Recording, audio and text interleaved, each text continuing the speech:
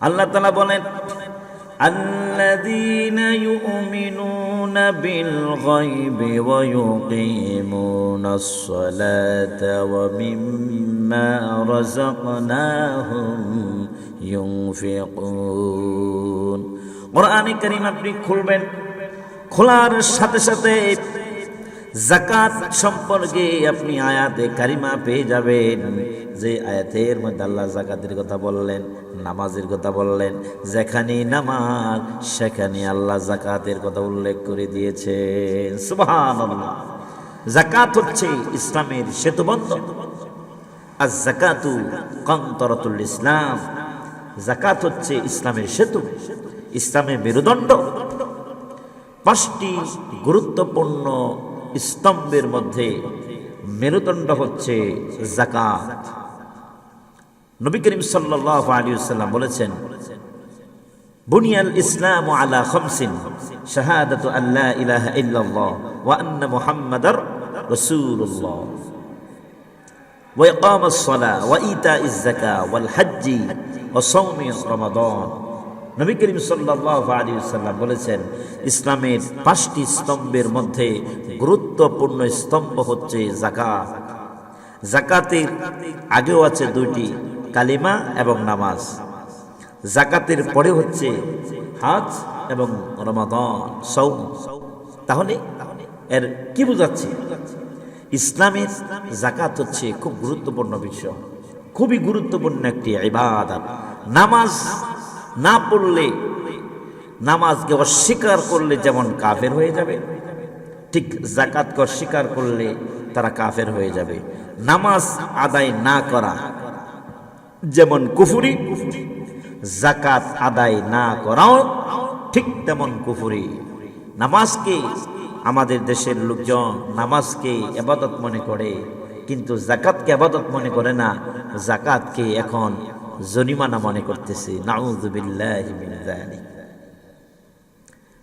কেউ যদি বড় লোক হতে চায়, সম্পদ আপনি বাড়াতে চান, সম্পদ বাড়াতে চান, ধনী হতে চান, বড় লোক হতে চান, আমি বলবো যাকাত আদায় করেন।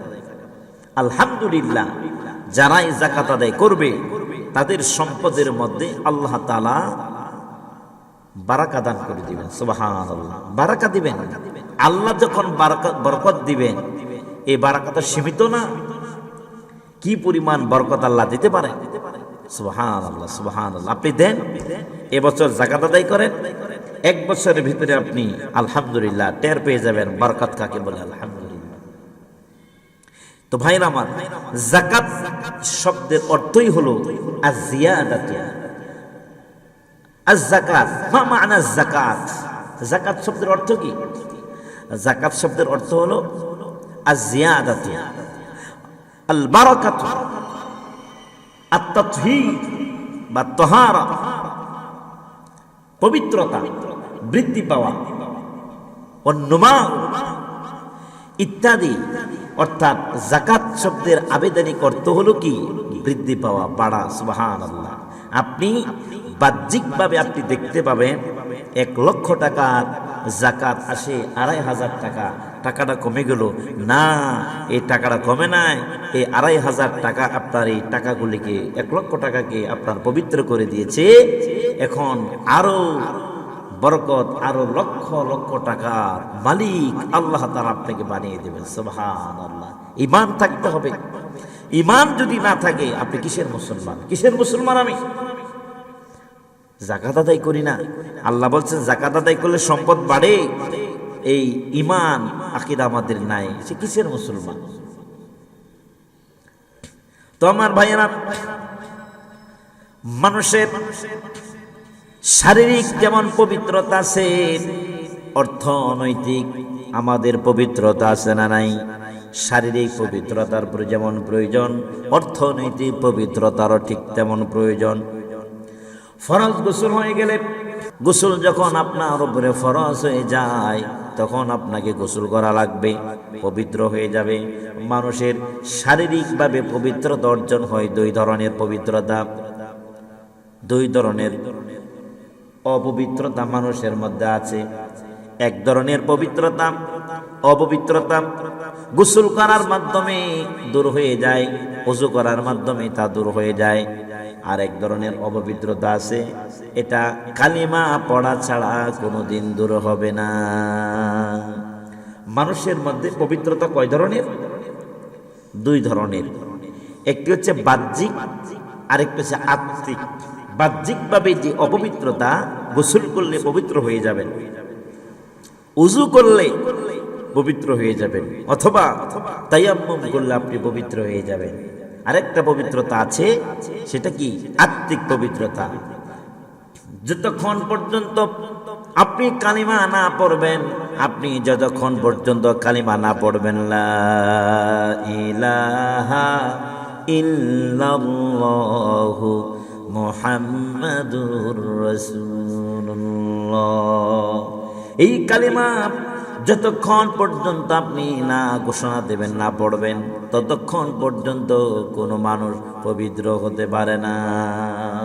ইন্নামাল মুশরিকুনা নাজাস, ইন্নামাল মুশরিকুনা নাজাস, আই আল কাফির। আল কাফির ইহুদি, খ্রিস্টান, নাসারা, মাজুসি যারা আছে সবাই কি? অপবিত্রতা। ইন্নামাল মুশরিকুনা নাজাস, অপবিত্রতা। কালিমা পড়লেই ভিতরগত অপবিত্রতা কি হবে?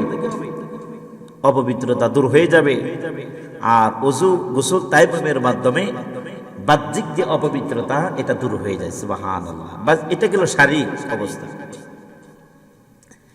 এখন আরেকটা পবিত্রতা আছে, সেই পবিত্রতা হলো অর্থনৈতিক পবিত্রতা।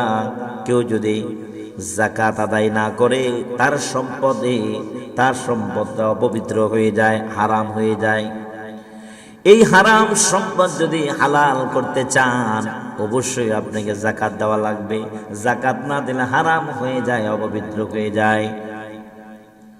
এই অপবিত্র সম্পদ খেয়ে পান করে যদি আপনি ইবাদত করেন, বন্দেগী করেন, হজ করেন, উমরা করেন, দান করেন, সাদাকা করেন, মানুষদেরকে হাদিয়া দেন, আলেমদেরকে হাদিয়া দেন, এক পয়সার মূল্য আপনার হবে না।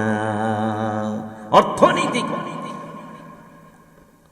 পবিত্রতা আপনার অর্জন হয় নাই। হালাল টাকা উপার্জন করলেন, হালাল টাকা আপনি উপার্জন করলেন, কিন্তু যাকাত না দেওয়ার কারণে টাকাটা হারাম হয়ে গেল। যাকাত না দেওয়ার কারণে কি হয়ে গেল বলেন? হারাম হয়ে গেল। আল্লাহ তাআলা বলেন, ওয়াল্লাযীনা ফী আমওয়ালিহিম হাক্কুম মা'লুম লিস-সাইলি ওয়াল মাহরুম, ওয়াল্লাযীনা ফী আমওয়ালিহিম হাক্কুম মা'লুম লিস-সাইলি ওয়াল মাহরুম। তাদের ধন সম্পদে নির্ধারিত আছে, গরিবদের হক নির্ধারিত আছে। কাদের? ধনীদের সম্পদের মধ্যে গরিবের হক রয়েছে। সুতরাং তাদের হক তাদের কাছে পৌঁছে দাও, সম্পদটা হালাল হয়ে যাবে। আর যদি আমরা এই সম্পদ তাদেরকে না দেই, তাহলে হালাল তো হবেই না, বরং এই হালাল সম্পদ দিলে হারাম হয়ে যাবে। এই সম্পদ খেয়ে ইবাদত করলে, নামাজ পড়লে, রোজা রাখলে, হজ করলে, উমরা করলে, আওবিন পড়লে, দাস করলে, দান করলে, সাদাকা করলে কোনো কিছুই কাজে আসবে না, যতক্ষণ না পর্যন্ত তার অর্থনৈতিক আত্মশুদ্ধি না আসবে, অর্থনৈতিক পরিশুদ্ধতা না আসবে, অর্থনৈতিকভাবে পবিত্রতা অর্জন না করবে। তাহলে অর্থনৈতিক পবিত্রতা অর্জনের জন্য তাকে কি করতে হবে? হালাল সম্পদ থেকে হালাল পন্থায় যাকাত দিতে হবে। তাহলেই হালাল সম্পদ হালাল থাকবে। না হলে হালাল সম্পদ, হালাল মালও যাকাত না দেওয়ার কারণে কি হবে? হারাম হয়ে যাবে। তো আমার ভাইয়েরা, যাকাত হচ্ছে ইসলামের গুরুত্বপূর্ণ একটি স্তম্ভ। কোরআনে কারীমের মধ্যে আল্লাহ রাব্বুল আলামিন শুরুতেই তিনি বললেন, الذين يؤمنون بالغيب ويقيمون الصلاة ومما رزقناهم ينفقون الذين يؤمنون بالغيب যারা অদৃশ্যের উপর ঈমান আনে নামাজকে কায়েম করে ওমিম্মা রাযাকনাহুম ইউনফিকুন আল্লাহ তাআলা যা আপনাকে দান করেছেন তা থেকে আল্লাহর রাস্তায় খরচ করো মানে যাকাত দাও। ভাইরা আমার, এই যাকাত শুধু আমাদের উপরে আল্লাহ রাব্বুল আলামিন শুধু ফরজ করেন নাই, এই যাকাতকে পূর্বে যত নবী এবং রাসূল পৃথিবীতে এসেছিলেন সকল নবী রাসূলদের উপরে আল্লাহ রাব্বুল আলামিন যাকাতকে ফরজ করে দিয়েছিলেন। সুবহানাল্লাহ। আমাদের পূর্ববর্তী যত নবী রাসূল এসেছিল তাদের উপরে যাকাত ফরজ ছিল, শুধু আমাদের উপর আল্লাহ যাকাত ফরজ করেন নাই, সকল নবীদের উপর আল্লাহ ফরজ করে দিয়েছেন।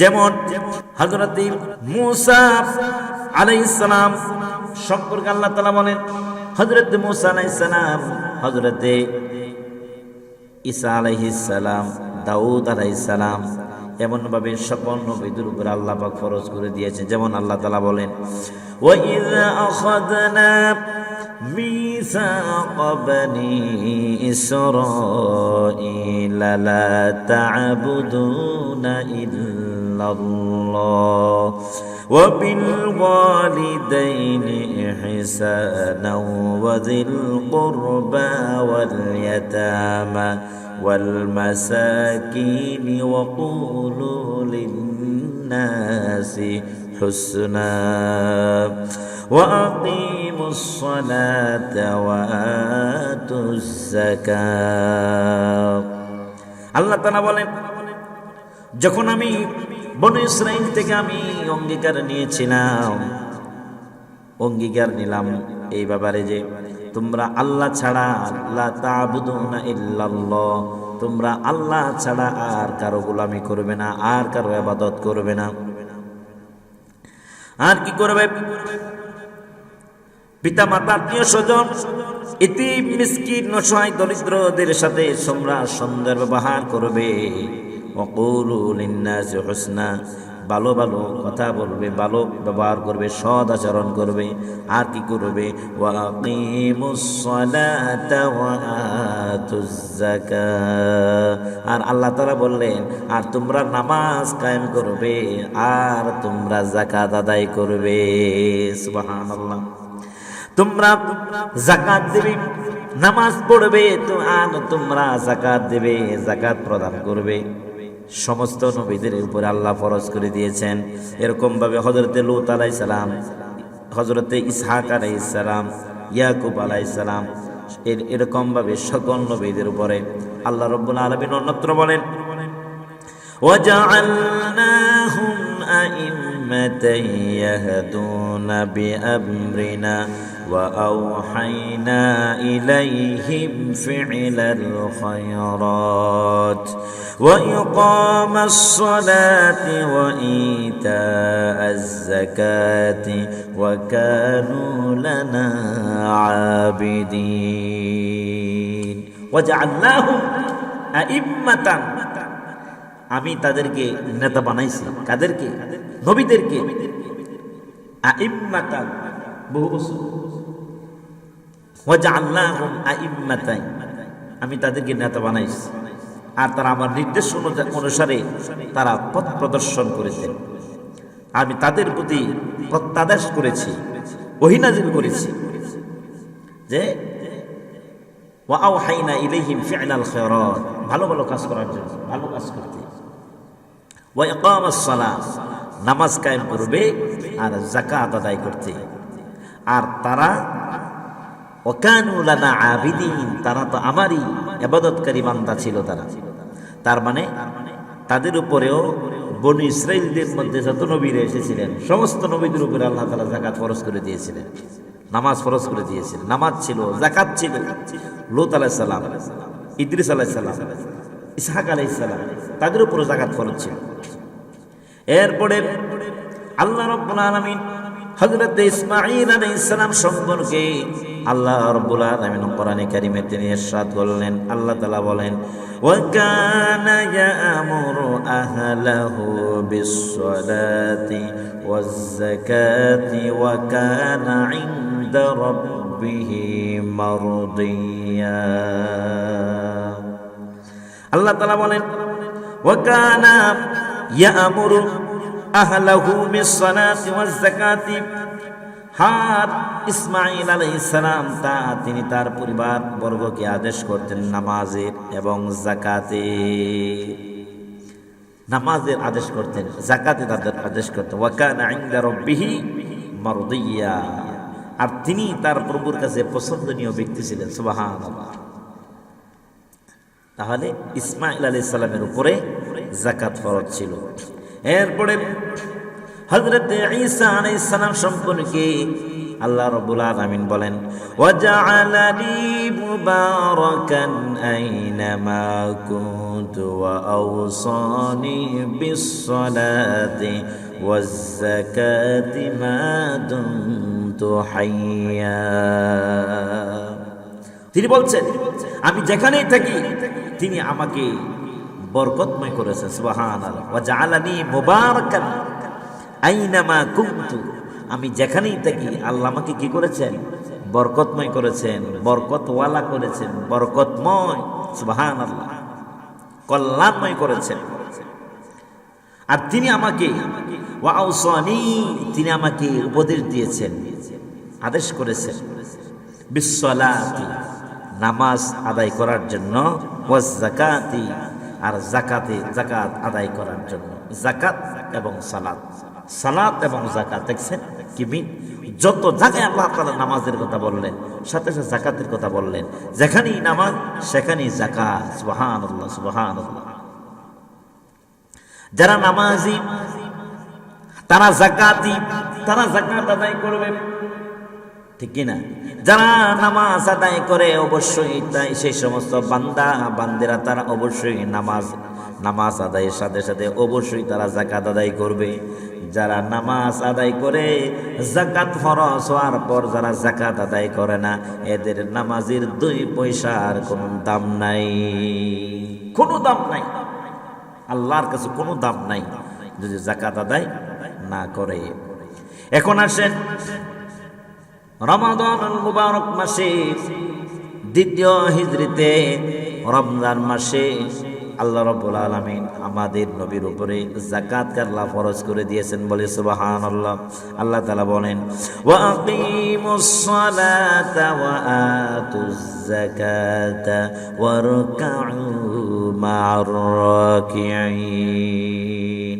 নামাজ কায়েম করো আর তোমরা যাকাত আদায় করো, যাকাত প্রদান করো।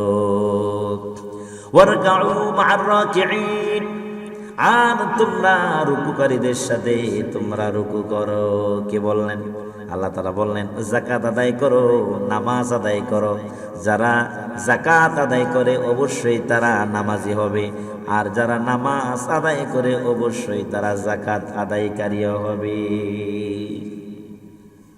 তো আমার ভাইয়েরা, এই যাকাত সম্পর্কে কোরআনে কারীমের মধ্যে অসংখ্য আয়াতে কারিমা আল্লাহ রাব্বুল আলামিন তিনি বললেন, যত জায়গার মধ্যে আল্লাহ নামাজের কথা বললেন তত জায়গার মধ্যে আল্লাহ যাকাতের কথা বললেন।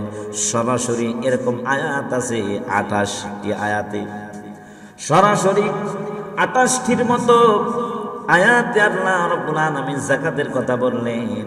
আর এরকম ভাবে আবার ইঙ্গিতমূলক ভাবে আরো আয়াতে আল্লাহ বললেন।